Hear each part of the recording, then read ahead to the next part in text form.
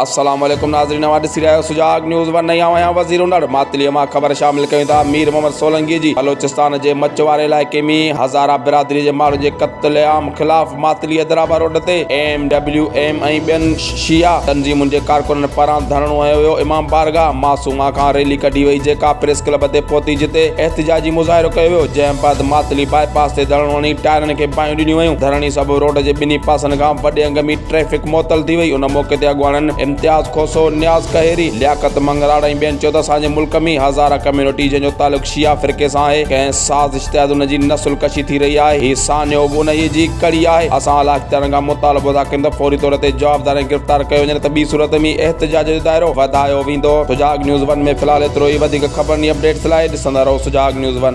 Much जे मज़लूम माण्हुनि ते ज़ुल्म कयो वियो। मच में जेके हज़ारा बिरादरी जा ही पाकिस्तान में मुसलसल काफ़ी अरसे खां इहो कमु जेको आहे दहशतगर्द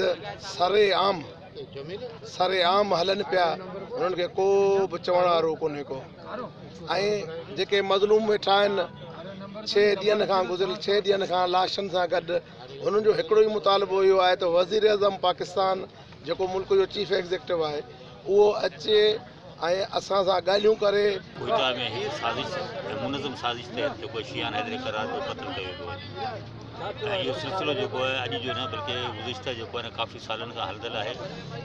छा असांजा अदारा जेके आहिनि उहे निंड में सुतल आहिनि या उन्हनि खे ख़बर कोन्हे? सभिनी खे ख़बर आहे।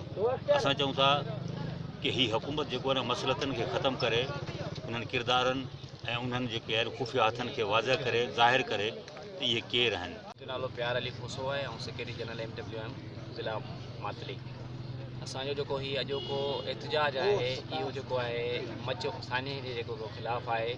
उते जेके शहीदनि जा लवाहिकीन लाश रखी करे धरणो हणी वेठल आहिनि। असां उन्हनि जी हिमायत में वेठल आहियूं। हिन रियासत मदीना जे हुकुमरान जी एॾी बेहसी आहे जो हेॾे -7 टेम्परेचर ते 4 ॾींहंनि खां वठी शहीदनि जा लवाहिकीन सरापा एहतिजाज आहिनि। पर असांजे वज़ीर आज़म साहिब वटि एतिरो टाइम न आहे जो हू उते वञे, उन जा मुतालबा मञे। उन्हनि जो हिकिड़ो ई मुतालबो आहे